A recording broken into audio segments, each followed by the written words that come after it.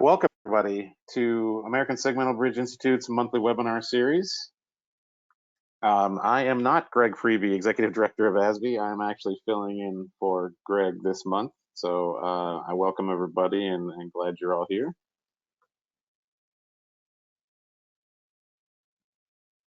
My name is Timothy Berry. I am with RS&H. I'm an ASBI member, and I'm also the chair of ASBI's Construction Practices Work Group. I've been involved in the industry for more than 20 years and happy to be here helping out and hosting this webinar. We have an excellent program for you today.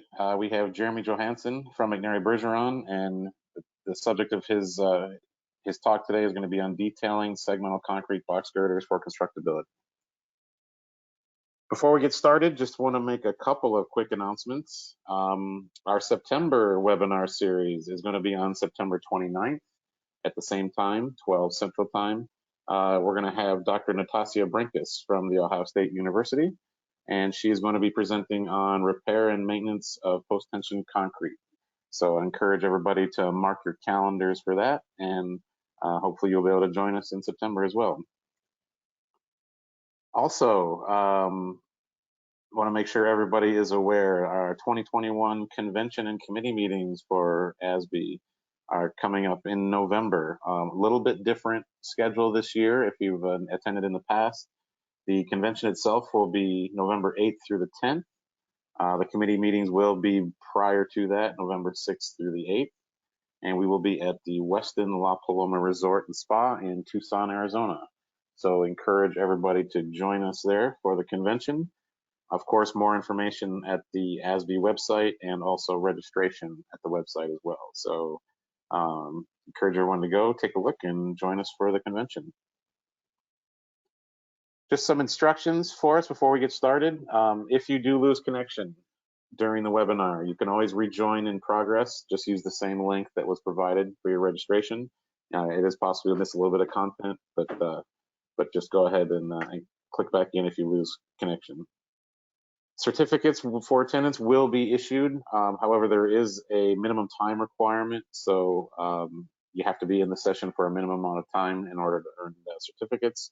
And we please ask you to be a little bit patient for the certificates. Allow at least a week for those certificates to be emailed out. It does take a little bit of time to process them. You will get them, but just allow at least a week. And we're going to do a Q&A at the end of this presentation. We encourage anybody, if you have any questions, to go ahead and post them. In order to do that, you should have a little display that looks like this inside the webinar. And there's a tab for questions. Just go ahead and pull down that tab and enter the question there, and we will take a look at those. You can enter them at any time throughout the presentation. We'll take a look at those questions and we'll try to answer them as best we can at the end. Sometimes we do run over the hour mark if we have a lot of questions that we want to answer. We understand some of you might not be able to hang out for that amount of time, but if you can, I encourage you to stick around. We usually generate some pretty good questions. If you're on a mobile device, a little bit different, you should see an icon at the top of a little question mark. Just tap on that and you'll get the same message box to be able to post any questions there. So as mentioned, we do issue CEUs for attending these webinars. This is the program that we use for those CEUs. So again, please allow about a week before those certificates are emailed out. So with that, we're going to get ready to get started here. Go ahead and introduce Jeremy. Jeremy Johannesen with McNary Bergeron. He's a principal with McNary Bergeron, has more than 20 years experience in construction engineering and shop drawing development of our numerous segmental bridge projects. And with that, I'm going to turn over control to Jeremy and let him go ahead and get started. Thank you, Tim. Can you hear me? And can you see the presentation? Not yet. I can hear you. Okay. You should have control now. Okay, there we go.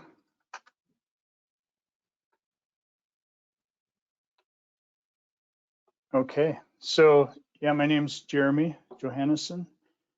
For the last 20 plus years, I've been doing construction engineering with McNary Bergeron, and You know, what this means in segmental construction is, you know, we do the engineering, the temporary works, the permanent works, the strengthening, and not least the often the shop drawings, which I think are probably the most important aspect of a lot of the work we do.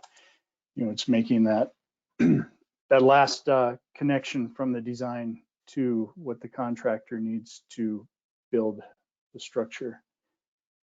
And in that time, you know, I've gotten to work with some good people, some of the best draftsmen in the business at getting segmental construction on paper. Gathered a lot of advice from them, as well as contractors, owners, and I think what's a little bit unique about the construction engineering role is that we get to see a lot of different designs and a lot of details and get into them. So in the process, you get to see, you know, you get to kind of gather all that good information and see what the best ideas out there really are. And that's what I'm here to try to share today. And, you know, to put a word, a big convoluted word on this, you know, constructability it boils down to really two things. Can it be built? And, you know, part of that realistically is the commercial aspect. You know, is it economical? You know, certainly when a design is put out, there's a basic assumption that the answer is yes, that this is going to be fairly consistent with other similar structures that have been built. And, you know, and so then there's a challenge, always a challenge to make sure that the product is in fact, you know, in line with what the industry knows. So to start with, you know, can it be built? The first and really the most important aspect of this is tolerances. You know, when we think about tolerances beginning with concrete dimensions, you know, this is usually not an issue at all. You know, you got, especially on precast, you got good steel forms, and you're always going to get, if you want, you know, an 8-inch slab, you're going to get something that's very close to an 8-inch slab. And if you're building something with wood form construction, it's going to be pretty good. I mean, the problem that we see is when you take a segment or a piece of concrete from any two different forms, you're going to have some discrepancy. And both these things, both elements may have been built to satisfy their own tolerances, but you get this just differential in the two items that proves to be a challenge often. And sometimes it's, you know, for instance, it may be the web walls aligning, and sometimes more frequently in segmental it'll be duct alignment. There's a few things you can do. You know, often if you have something that's, say, cast in place, mating up to something that's precast, it sometimes makes sense to oversize maybe the cast in place dimensions, just so you have a little bit of leeway in mating those two cross sections up. With the ducts, you know, there's a couple of solutions. One is, call it the Photoshop solution here, and this essentially we're adding some length to the connecting closure, just smooths out any transitions that might be there. And the other is to try to sidestep some of these problems with trying to put something right next to another thing that you know is not going to be an exact match. The good example of it here where we had, and this is not so uncommon, we got precast segments being cantilevered off of a cast in place. This is a straddle beam. And so what we did was we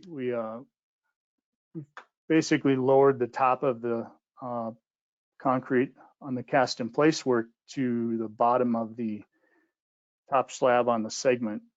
And all of the, since you can see that we're cantilevering from this, we've got a lot of tendon ducts in the top slab. So this way, all of those tendon ducts, we're able to just kind of skim across the top of the straddle beam. So we weren't trying to force anything to match here. We just opened up, space to let these ducts come across and connect to the segment on the opposite side. And you may have noticed on that picture, there were other ducts in the cross section. So again, the best thing you can do is create some length to make everything a bit more flexible. So where we had ducts with a short closure, one part of the solution here was to block out and create some free length of duct, even if it's a little bit, 6 inches here and 6 inches here and 6 inches on the other side. Now you've got 18 inches, which is, quite often a cast in place closure, like at a midspan, is 18, 24, 3 feet. It's in that order of magnitude. So this gets us into the realm of, having the ability to connect those duct holes and without creating an unnecessarily sharp kink in the duct and the tendon. Other tolerances to consider certainly are the actual size of the hardware that's being used. Tendon ducts, and virtually everything is plastic anymore. Those ducts tend to be a good 10 to 15% larger than the inside diameter. So there's allowing for that. And similarly, even the rebar, those deformations on the rebar, they don't look like much, but every project has areas where you've got a lot of rebar coming together.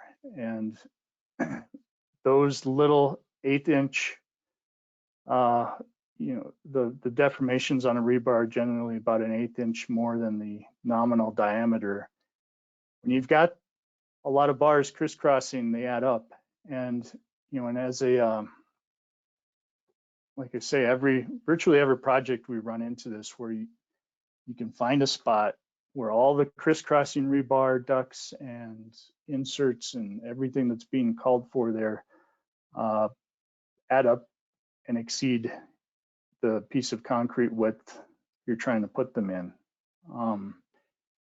This is a good check. And I mean, this is a thing too, where whether you're the engineer, contractor, anyone in the process, this is always a good sort of sanity check. When you see an area, you can just evaluate what all is trying to cross each other at this location, and does it fit? And if you can identify those places before you start into trying to make it all fit, it pays off.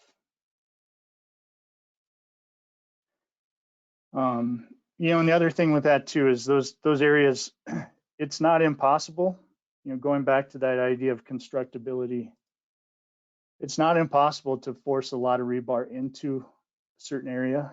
And even if it doesn't all add up, because bars will flex and they may not all cross at the same point. But the problem is in terms of calling it constructability, is you can force it in there, but when the bars are being put in with the use of a sledgehammer, it's not efficient. So these are the places you want to try to identify and avoid, and fix them before you get to them.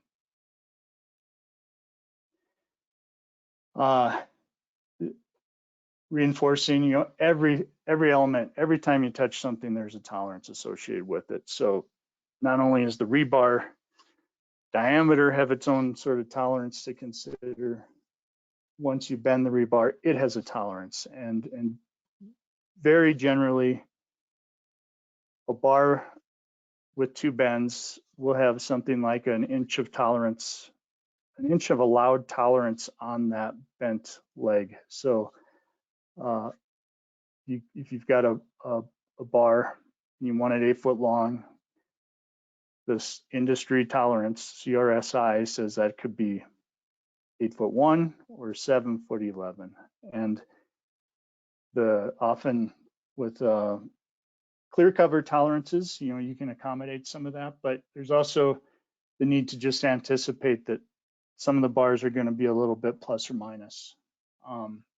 And a detail like this with a re-entrant corner, I mean, this is a problem. It's a structural problem, and it's also a tolerance problem, because getting a bar bent accurately enough is going to be very difficult for something like that. But also, just anytime you have a bar constrained between two things, you need to allow some give in that. And in segmental, this is often the kind of place where we run into that, is you've got full height web bars. The bottom, they typically sit on support chairs. So if it's 2 inches of clear cover on the bottom, it's going to be 2 inches off the bottom, because that's what the chair is. So all that tolerance has to be eaten up at the top. And this is what we often have, is some ducts, and then you've got the clear cover at the deck level. So this is where we often find ourselves constrained between two hard points, where you have a bar that's got to sneak in that gap. And I think on some projects where we've had the flexibility to work with a designer, we've found this to be a problem. We've lowered these ducts. Here's an example. In a segment that's 7 or 8 foot tall, it's a very, very minor change in the eccentricity of the PT to lower a few of these ducts. It doesn't really change the design, but it makes a huge impact on the general fit of things when it's going together.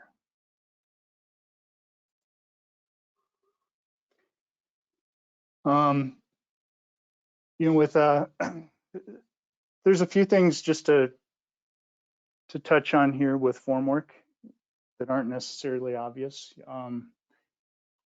The things to know with formwork is obviously simple is better. We all strive for that. In a segmental form, specifically in precast, it's best to try to limit all of your variations to really the match cast face, that back face of the segment. Segments can vary in depth, although it comes with the cost. Most precast segmental, it's very common that you don't have depth variations. It's just a constant depth section. And then any variations in the web and bottom slab thickness, again, it can be done, but it always introduces some complication to the form. And anytime you have to touch the form to make those modifications, there's a little bit of time, and it can be something that adds up in the course of a project. So, and we all have kind of seen this diagram. This is the typical. These are the rules that we're talking about for segment geometry, and where we've got a bulkhead face that's perpendicular to the segment chord. And this is often presented with respect to the segment geometry and survey control. However, this is probably more than anything a function of what is practical with the forms. This is really trying to lock down all the things that are not changing in the forms. You can adjust the wing lengths and you can skew the back, but everything else you want to keep very consistent as you go through the casting group. And similarly, the core form, these are complicated on a good day, but they're so again, having a limited number of blocks is always important. You don't want to have to, to keep a project as economical as possible. You don't have to deal with a lot of different block forms because it basically requires disassembling and reassembling the forms. And also something here that's maybe not obvious often is that when you have variable length segments, the part of keeping the core form simple is just realizing that if you've got a segment, let's say that's a foot longer than another segment, things that are connected to the core form probably need to slide toward that match cast face. So it's, in this example, you've got let's say a 9-foot segment, and you don't want an excessive amount of overlap between this red core form and the match cast segment because it's harder to seal up the joint for the concrete pour. So if a segment's a foot longer, basically the most simple operations for a core form would be to slide everything back a foot. So this is one of the things, might not always be relevant to your project, but being aware of this, that if you've got length variations, that there's a few things to consider with where your block might sit within the segment. And obviously too, looking at this in plan view might be a little hard to see, but anything with the core form is going to be square to the bulkhead face. So things within the segment can't necessarily be skewed, they just remain square to that leading face.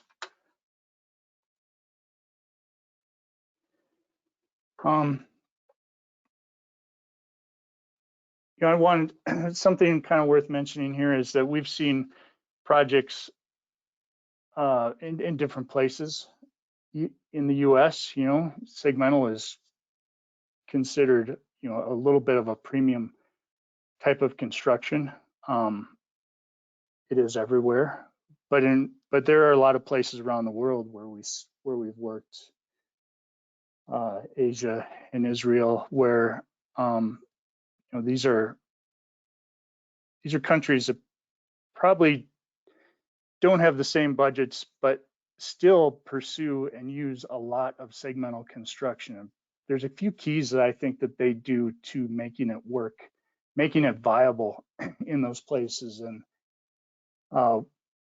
one being that they may go and cast out an entire job with a single form. And in this case, that included the diaphragm segments. So this segment here was cast and it had a diaphragm in it, and the problem was solved by simply leaving the diaphragm out. So this was the same form that they used for all the typical segments. They cast also these special pure segments and just made it work. So this is the case where the forms are probably the most expensive investment on the job. So they limited themselves to a single form and just made it work for everything that they needed to do. And it's fairly common also that they use the same form on multiple projects. And if they own a form and get a project, they'll work with the owner to use that cross section on that bridge. It's certainly a different way, but I think it's a worthwhile sort of idea here that there are, if you really strip this down, this type of construction can start to become, a real option on some projects that we either consider as too small or just don't consider for segmental. And I think there's some opportunities there when it's approached that way.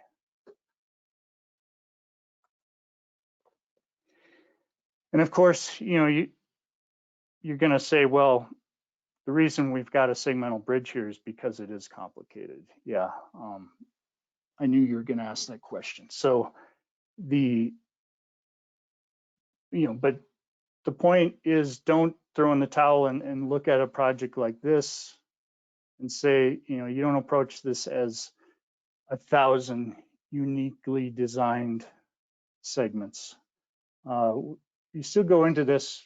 This can be, held to a very standard approach. So we're not, having to go in and really approach this like a lot of individual optimized designs. It's still a single segment that we're trying to produce over and over with just the variations that we need to tackle a big complicated project. So how do we do that? The approach here is shop drawings. The special provisions, ASBI has pioneered this, that on segmental work, the contractor is given the design, and then it's their responsibility to incorporate what they need into the segment and do their due diligence to make sure everything is going to work. And that is what I call the sort of IKEA approach, where and this is the traditional approach to the shop drawings. I kind of think of this as here's all the bars we need for design. Here's the things that we need for construction. Here's all the inserts. We put them all in a CAD model. Then you pick up the computer and you shake it until you see that everything's sort of settled out. And this is what you end up with. And it's totally valid. This is how it's done. And this is a little bit like, when you go to lay this out, it's a little bit like reading the phone book. You got a lot of different numbers. It's 888987888. This is why I consider to be a little bit like an IKEA project, where my experience has been you pick up the pieces and you read the directions and it says put this here, and then you've got 6 more pieces and you do the same thing with that, and then you read the instructions again and you find out that pieces 4, 5, and 6 went in differently, so you go backwards and take them out, start over. And this is kind of the same issue here. Is all the information is here. If you put it exactly where it says, it's all going to work, but it's a little tedious. It's a little tedious to develop these details, and I think too on the users end, it's a little tedious to incorporate, because it's highly detailed, is what it is. So the approach we've been using in various degrees, and what success is, to keep with the metaphor here, we'll call it the Home Depot approach. It's something more like you'd see in what I think of in wood frame construction, where as opposed to taking bars and finding a special place for them all, we're going to try to take a step back. We're going to put bars at uniform spacings, and then all the things that can move, we're going to move to work within that layout. And this is the advantage here, and I think the advantage on the user's end, the contractor's end of this, is that when you've got a lot of uniformity, you don't have this problem of, oops, I put this one in the wrong place. They can generally, once they get the feel for what's happening, assume where things go and not have this problem of having to know exactly the unique position for every rebar in a segment. So, this has real advantages if it's developed early. If you start early in even the design, but say, okay, we're going to do this. We're going to have we're not going to space bars uniformly across each base, right? We want bars at 6 inches. By gum, they're going to be at 6 inches, and we're going to put them in until we run into the skewed match cast face. And what we'll do over there is do this sort of accordion feathering of the spacings over there, and let that be the limited area where we have these variations to deal with. That makes a number of things different. You get it helps a lot with integrating. So when you've got that, and when you say these are the rules, these are the lanes we're going to go and put this stuff, and if you need lighting embeds, construction embeds, they can go anywhere as long as they go between the rebar. It makes things a lot simpler.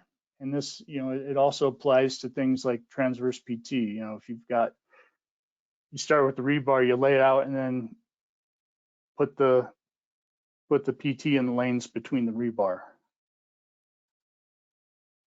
And if you need more bars or less bars, you stick with these same locations and just pull out the ones that you don't need, or stick with the same lanes and bundle them. But you kind of keep with this patterning, and it's been effective in our experience. And then you got to make everyone follow the rules. So again, like I say, with things like embeds for electrical and whatnot, all those things, everyone has the ability to sort of some flexibility in what they have. And if we're clear on what the rules are, it's pretty easy for things like that to be put in places that aren't going to require reshuffling the deck with the rebar pattern.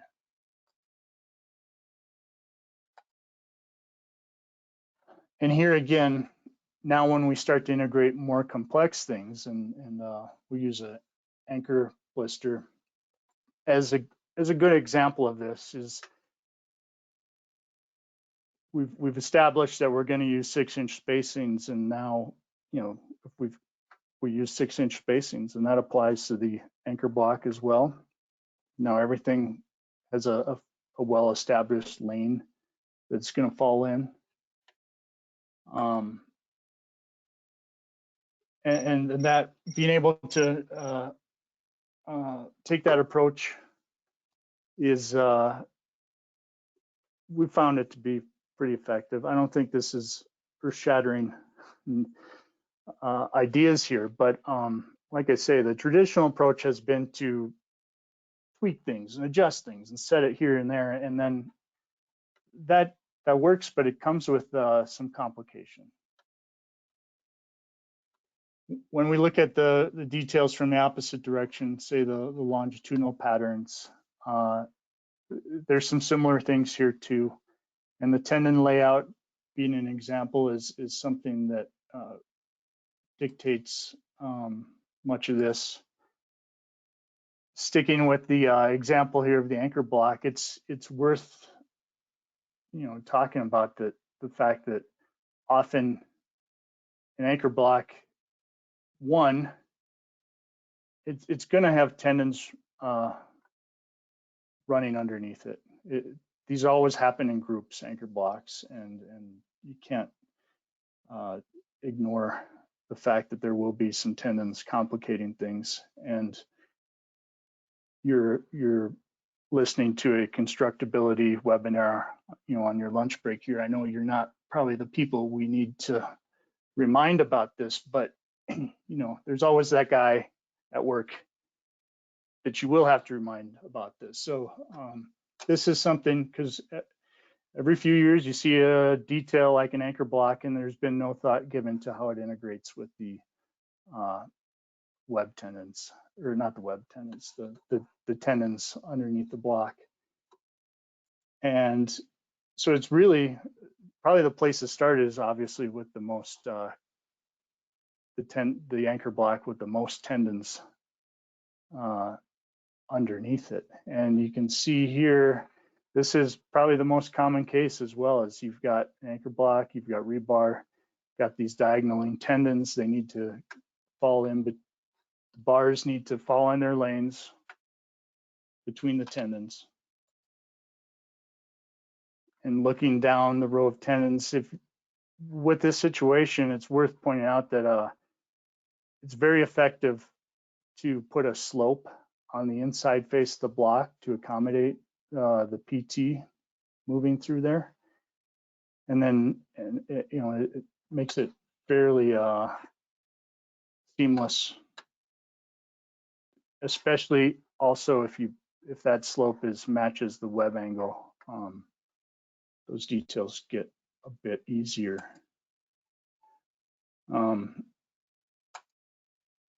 And there's a real life example. The one on the computer always looks cleaner, obviously, but it works. And the other thing, I wouldn't say is overlooked, but a detail that often pops up here is how are we going to deal with the tendon passing through the plane of rebar to get into the slab in the first place. And it's commonly, without giving much thought, if you haven't been around it, you might imagine that the bars are just shifted, but the tendon angle is often just too flat. It cuts through quite a large swath. So having the ability here to, there's a number of ways to skin this cat, but often what we see is in this detail is you've got this, call it the hockey stick bar that reinforces the fillet, and just being able to shift it up and down and allowing that for that in the design to make sure that it works is the solution. And there are other options too, as far as sometimes just simply if the block is wide enough, you can develop that bar into the block and with a straight leg and be okay. But this is one just to be aware of, before you get into it. A couple other things, these are things just always worth checking. We see sometimes duct bends specified and they'll be identified as 1 radius in plan, 1 radius in elevation. The fact is, if you pick up a flexible hose or a duct and bend it, it really just takes on a single radius. I mean, this is probably the most, let's say, predictable way to try to detail these is detail them for a single radius in its own plane.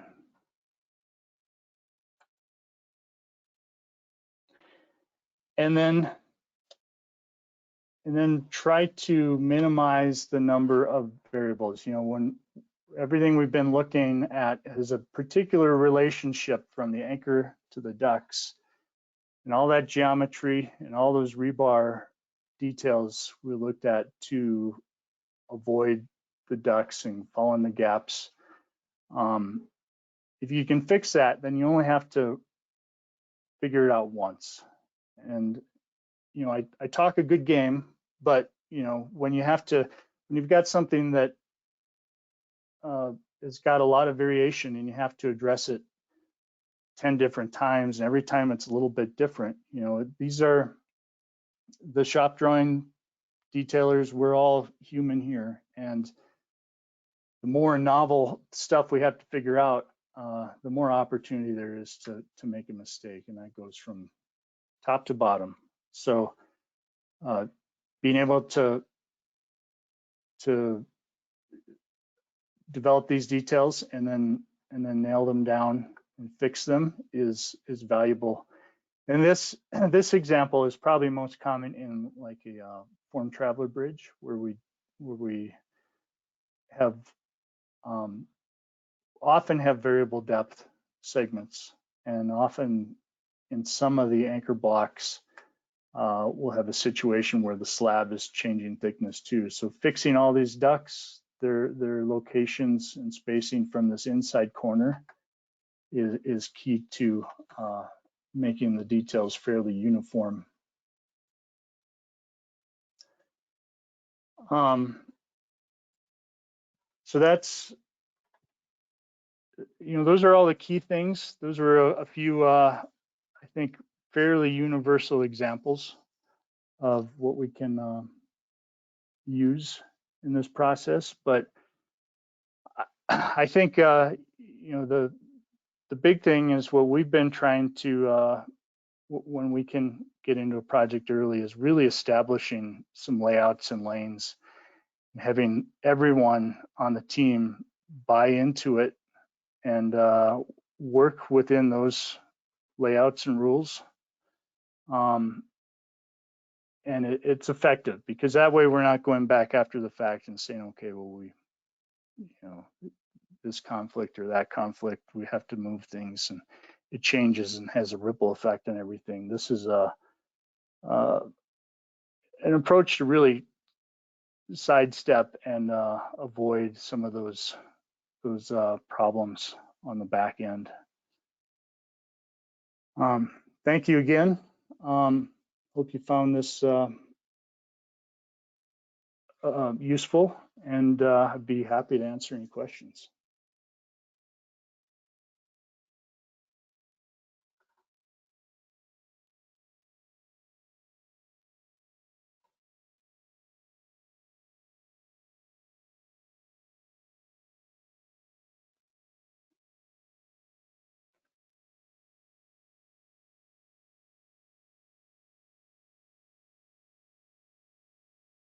Okay, thank you, Jeremy. Hopefully everybody can hear me. We do have a couple of questions here, so I'll just go ahead and start with the first one. This came from the audience. In your presentation, you had a couple of examples of 3D colored shop drawings.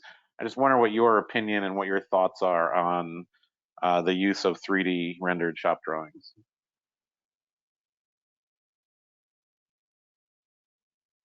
The 3D rendered shop drawings,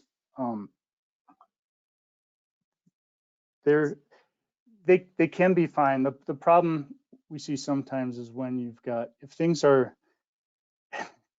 rebar lays out very two-dimensionally, they're great and easy to read. Where you've got things that are sloping, things like that, they can be a little bit difficult to interpret. The other thing is, I think it's worth saying that there's a little bit of an art in the shop drawings, and a lot of times if you look at a bar in a 3D rendering, it may be in line, it might be in the same plane with numerous other bars. So when you have a drawing and you're looking at it from the side, you can't see the bar. Everything is stacked on top of each other. So to make it present well, often the detailers will shift things kind of offline. It's basically a bit of a schematic. So there is that part with something that's sort of more realistic. A 3D rendered drawing is that it's a little bit difficult sometimes to identify everything. But they have they certainly have a use. We use a lot of 3D in the development stage for fitting and being able to visualize that everything is passing each other cleanly. So, but ultimately for presentation, to hand off to someone in the field, we still draw things in a 2D presentation. Yeah, I will add to that, as someone who works in the construction world, that I've found that the 3D drawings can be pretty valuable. I would think, especially if you have a crew that's not as experienced, or especially at the very beginning of a casting process, especially with your more complex segments that, with blisters or expansion joint segments, where you really have the congested rebar, and like you alluded to in 2D, where you just have drawings of lines on top of each other. I'll go ahead and I'll just sort of reiterate what was posed in the question. Was it I think it can help get over the learning curve a little bit sooner, is if when you can really see what's going on where the bars lie and adjacent to each other. I think there's some value in that. Yeah. And to get over that initial, sometimes you hand a crew a set of drawings and it just looks like a mess on a piece of paper. I think that the 3D drawings can help with that. Yeah, it's a double-edged sword. I think that you're right. There's a real understanding that it shows a picture is worth 1,000 words kind of deal, but and then there's also the trying to fit all the fit and point arrows and all that stuff that sometimes, like we say, we do something a bit more schematic just to make it read.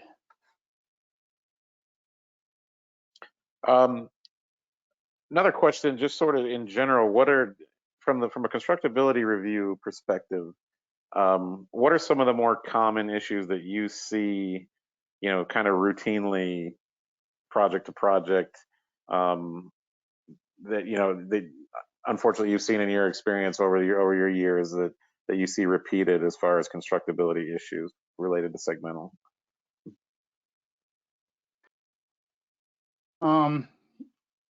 I'd start with the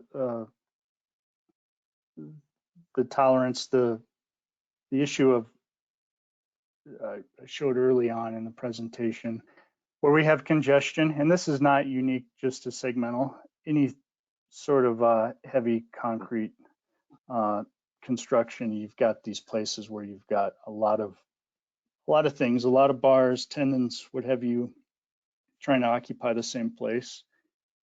And again, the first sort of litmus test and all that is just looking at what are those things are crossing each other, and do they all fit from one bookend to the next? And that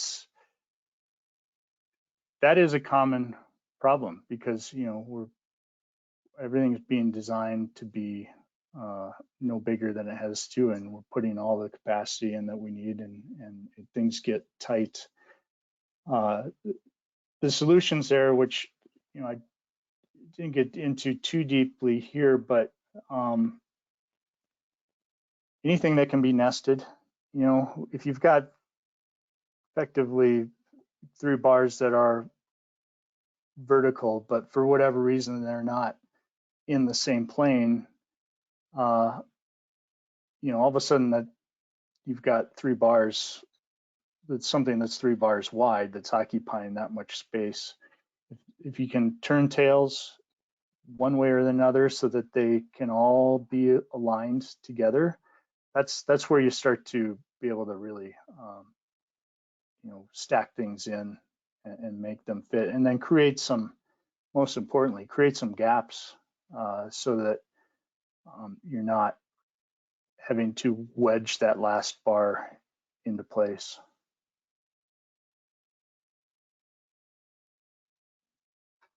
Have you in your career been involved with any designs in a seismic zone? And if so, do those create extra problems or more problems, or is it kind of more the same, just different level?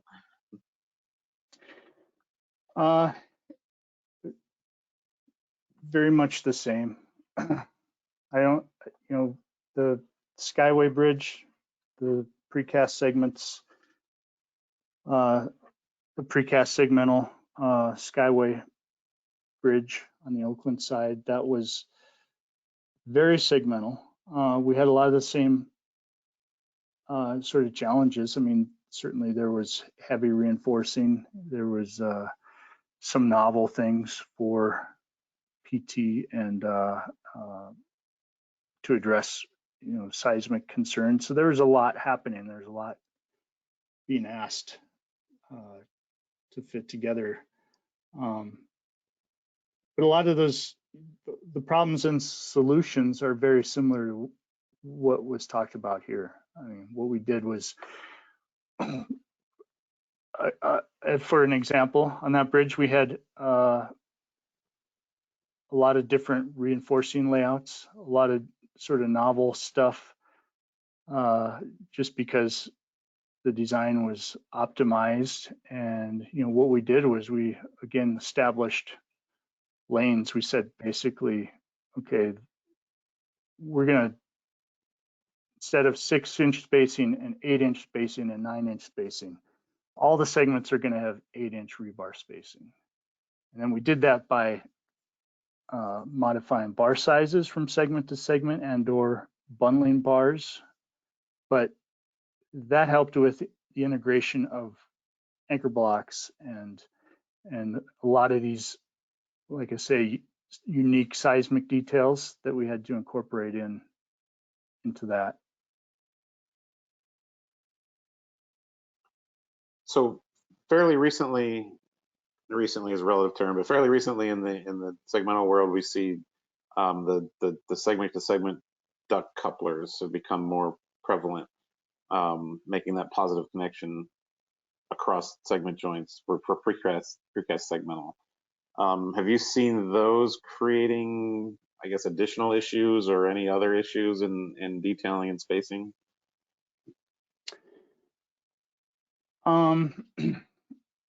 A little bit. I mean, they're fairly harmless. You know, a lot of the body of those is out in what is usually the clear cover zone. So there's usually a little bit of room to work with. There is some center to center spacing challenges because they're a bit oversized. So you start to lose a little bit of concrete between them. And I believe FDOT has some spacing guidelines for segmental duct couplers and the duct spacing. So it's still more or less two duct diameters, but you know, there might be a ½ inch added to that or something. But that's what we're talking about. Basically, still, if you have a solid 2 duct diameters, I think these will be okay. And the, like I say, the oversized portion of that coupler tends to be out in the clear cover zone, so it's got a little bit of room to fit. Okay, yeah, I definitely agree. It's one of those things that's, you know, they're required, but they're not shown. You know, obviously it's not shown when reinforcing steel is detailed, and the setup fit up of the segments is detailed. It's something else extra that has to be accounted for in the construction world. Yeah. From a constructability perspective, when in a project timeline do you get involved with, you know, starting to look and identifying issues, starting to look where you can maybe provide some efficiencies or you know, some, I'll use the word improvements to design. How soon in a project do you like to get involved as the construction engineer? Certainly as early as we can, because it tends to pay off in the long run. So, you know, every project is different. We see more of these alternative deliveries, and these have been certainly a good thing. The CMGCs give you an opportunity to point out to everyone what the potential issues are, and if everyone's receptive, you know, tailor them the way you think they should be for best construction. Obviously, design builds, there's that opportunity too, and bid builds. I mean, the first thing we do in a bid build is look at really these exact details and areas that we had here in the presentation. Areas of congestion, anchor blocks, these areas where we start, we lay them out, we see, is there any room for, do we have any inconsistent bar spacings, for instance? If things do not, if bars don't have a common denominator, for example, if you've got bars with 6 inches spacing meshing together with 8-inch spacing, you're either going to end up with bars at 6-inch spacing and then some gaps, or you're going to have 8-inch spacing and some bundles. So looking at those sort of incompatible spacings and details is part of it. And then looking for all these, what I would call these points where things crisscross, and you've got a lot of things trying to pass each other, and do they have enough space to fit? Bars that come in between ducts. That's a example in diaphragms where we've got maybe full height stirrups in a diaphragm and ducts going between that. Those are always a challenge. So it's this is for us. I mean, I think there's 2 things. One is, if you're doing the shop drawings, if you can look at these things early and help yourself, you always want to help yourself. And also, if you're helping yourself do the shop drawings, that's usually making things better for the contractor too. So anything that can be done in that respect is a benefit. So we try to hit it early, look for those hot spots, and then identify them, put out some ideas, and try to work with everyone on what could be a more optimized detail. I think we got time for one more from the audience. Question is your opinion on minimum duct spacing, and is there any effect on preventing crossover during grouting for precast segments? Do you see any correlation between duct spacing and grout crossover? There is. I mean, the code is fairly